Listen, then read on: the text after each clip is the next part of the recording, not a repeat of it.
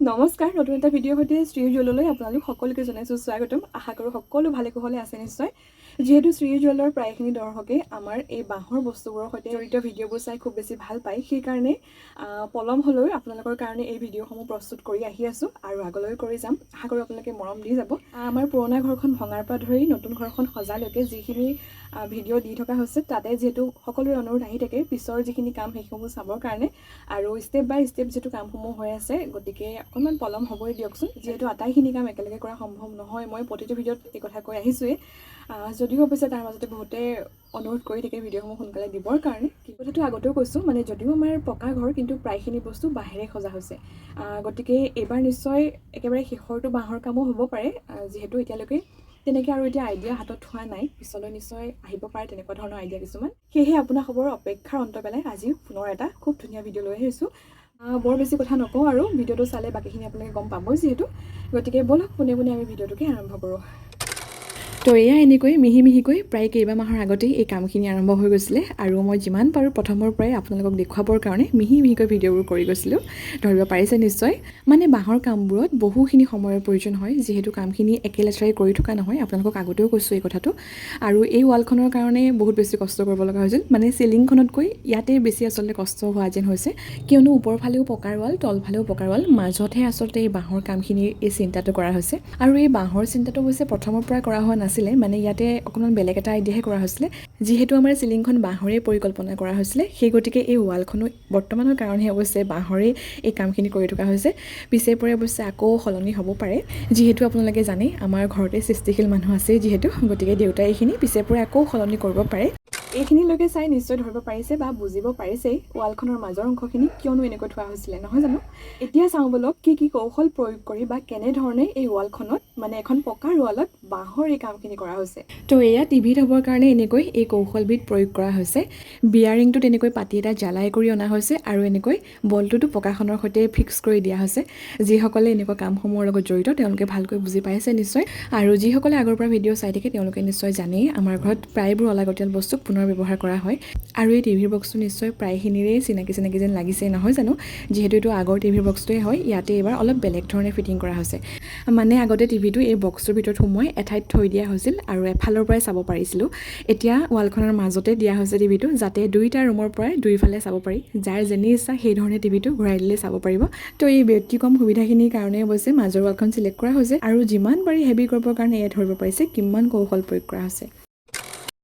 এই ভিডিঅ'খিনি হৈছে কোনোবা এটা মাহৰ, কোনোবা এটা দিনৰ, কোনোবা এটা নিশাৰ ভিডিঅ'। যিহেতু এই ভিডিঅ'টোত মই কৈছোঁৱেই কেইবাটাও ভিডিঅ' সানমিহলি হৈ আছে, আৰু এই কামখিনিও আচলতে এনেকৈ কৰা হৈছিলে। মানে দেউতাৰ দৈনন্দিন যিখিনি কাম সেইসমূহ সামৰি আহি ৰাতি আচলতে ভাত খোৱা সময়লৈকে যিখিনি সময় পায় আৰু সেই সময়খিনিতে এই কামখিনি আগবঢ়াই নিয়ে। মানে অকণমান সময়ৰ সুযোগ বুজি এই কামখিনি কৰা হয়। তাতে আকৌ বাঁহ কাঠি কামি কৰি সেইসমূহ শুকুৱাই তাৰ পাছতহে মানে এইখিনি বোৱা হয়। সেইকাৰণে আচলতে বহুখিনি সময় যে প্ৰয়োজন হয় এইবোৰ কাৰণে।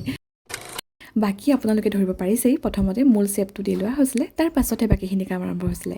আৰু তাৰ মাজে মাজে মিহিকৈ এনেকৈ উস্তাদি মাৰিবলৈতো মই আছিলোঁৱেই, গতিকে পচন্দ অপচন্দবোৰতো আমাৰ থাকেই, নহয় জানো?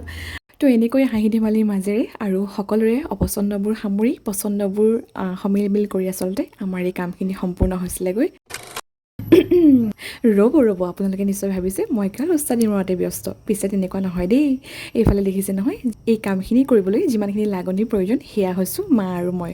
মানে আমি ঘৰৰ আটাইকেইজনে মিলিজুলিহে আমাৰ এই কামসমূহ এনেকৈ আগুৱাই নিওঁ। আৰু সৌৱা আমাৰ বৌ আৰু লগতে আমাৰ টিকলিকেইজনী বহি আছিলেহি, যিহেতু সেইদিনাখন আমাৰ একদম ফাইনেল লুকটো এই ৱালখনৰ ৰেডি হৈ গৈছে। আৰু এই টিকলিও পূৰা লাজ আৰু দেখাম এইকেইটা বেছিকৈ বেয়া পালোঁ।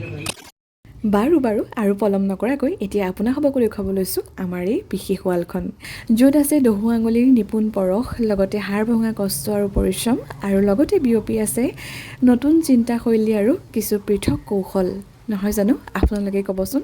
অৱশ্যে মোৰ দৃষ্টিৰে বা অভিজ্ঞতাৰে এয়াই সত্য, যিহেতু আমি প্ৰতিটো নিশা সমানে আমিও কষ্ট কৰিব লগা হৈছে, আৰু ঘৰ এখনত প্ৰতিজনৰ সহযোগিতা অবিহনে অৱশ্যে এইখিনি কাম সম্ভৱো নহয়। এয়া অৱশ্যে সকলো ক্ষেত্ৰতে প্ৰযোজ্য, ঘৰ এখন সজাবলৈ হওক বা আন কিবাতে হওক, সকলোৰে যদি সহযোগিতা থাকে যিকোনো কামেই অৱশ্যে সম্ভৱ হৈ উঠে। বাৰু আৱেগিক মানুহ যে, কথাবোৰ ক'লে অৱশ্যে বেছি আৱেগিক ধৰণে কথাবোৰ ওলাই পৰে।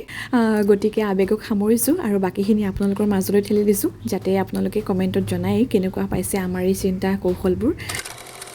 তো ইমানখিনিলৈকে ভিডিঅ'টো চোৱাৰ পিছত আপোনালোকে নিশ্চয় ধৰিব পাৰিছে আৰু এতিয়া কিমানখিনি কি কৰা হৈছে তথাপি অকণমান কৈ দিছোঁ ইয়াতে এনেকৈ পথালিকৈ 3টা আৰু দীঘলীয়াকৈ 3টা বক্সে দিয়া হৈছে আৰু সকলোফালে সুবিধা হ'ব পৰাকৈ বক্সটো খোলাৰ চিষ্টেম কৰিছে মানে দুয়োফালৰ পৰাই যাতে বস্তুবোৰ ল'ব পাৰি সেই ধৰণে চিষ্টেমবোৰ কৰা হৈছে আৰু টিভিটো মাজৰ ৱালৰ ঠিক মাজতে থোৱা হৈছে যাতে দুয়োফালে ঘূৰাব পাৰি আৰু এই বক্সটো অকণমান খুলি দেখুৱাই দিছোঁ আগৰ ভিডিঅ'ত দেখুৱাইছিলোঁ যদিও পুনৰ দেখুৱাইছোঁ এবাৰ যিসকলে নতুনকৈ চাই আছে তেওঁলোকে ভাল পাব নিশ্চয় এনেকৈ দেখিছেনে কিমান কেপাচিটি কৰি এই হুকটো লগোৱা হৈছে যাতে মাজে মাজে খুলিবও পাৰি টিভিটো অৱশ্যে তেনেকৈ খোলা নহয় যিহেতু ধূলি বালি নপৰক বুলিহে এনেকৈ লগোৱা হৈছে পিছফালে এনেকৈ বাঁহৰ কাঠিৰে বৈ দিয়া হৈছে ঢাকি দিয়া হৈছে পিছফালটো আগফালে গ্লাছ লগাই দিয়া হৈছে টিভিটোৰ বক্সটোতে আৰু ধুনীয়াকৈ যেনেকৈ মন যায় সেইদৰে ঘূৰাব পাৰি টিভিটো আচলতে এই ৱালখনৰ মূল কেন্দ্ৰবিন্দুৱে হৈছে এই টিভিটো যাৰ বাবে সম্পূৰ্ণ ৱালখনৰ প্ৰতিচ্ছবিটোৱে আমাৰ বেলেগ হৈ পৰিলে সেইবাবে অৱশ্যে আমাৰো বহুত বেছি ভাল লাগিছে মানে কিছু পৃথক চিন্তাৰ কামবোৰ যেতিয়া হোৱাৰ পিছত আৰু বেছি পৃথক হৈ পৰে সঁচাকৈ খুব বেছি ভাল লাগে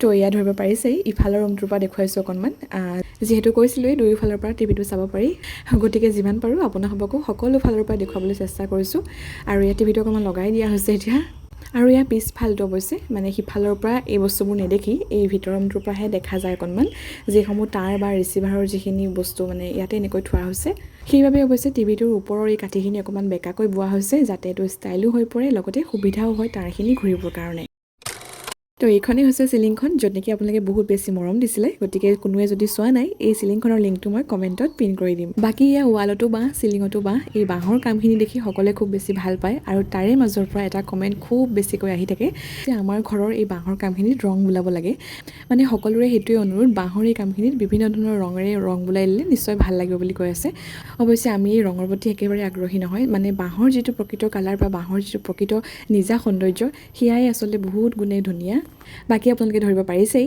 এয়া কিমানখিনি স্পেচ আছে ইয়াতে আচলতে দেখাত যদিও অকণমান সৰু ৱালখন কিন্তু ভালেখিনি বস্তু থ'ব পৰাকৈ ইয়াতে ঠাই দিয়া হৈছে এতিয়া অৱশ্যে থুলমূলকৈ ইয়াত বস্তুখিনি থোৱা হৈছে পিছে পৰে ধুনীয়াকৈ কিতাপ পত্ৰ আদি বিভিন্ন ধৰণৰ বস্তুবোৰ ইয়াতে সজাম লাহে ধীৰে আৰু একেবাৰে শেষত এটা কথা কৈ থওঁ যিহেতু সকলোৱে পিছত এই কথাটো অনুৰোধ কৰে এই কামখিনি অৱশ্যে আমাৰ ঘৰৰ কাৰণেহে কৰা হয় তেনেকৈ ব্যৱসায়িকভাৱে এই কামখিনি লোৱা নাই কেতিয়াও আৰু লোৱাটো সম্ভৱ নহয় যিহেতু সেইকাৰণে একেবাৰে শেষত এই কথাটো জনাই থলোঁ যিহেতু সকলোৰে পিছত কমেণ্টটো আহি থাকে কি নহওক ভিডিঅ'টো আজিলৈ ইমানতে সামৰিছোঁ বাৰু যদিহে ভিডিঅ'টো চাই ভাল পালে আশা কৰোঁ লাইক কমেণ্ট শ্বেয়াৰ কৰাৰ লগতে আমাৰ চেনেলটো ছাবস্ক্ৰাইব কৰিবলৈ নাপাহৰিব আৰু পাৰিলে কাষতে থকা বেল আইকনটো প্ৰেছ কৰি দিব ধন্যবাদ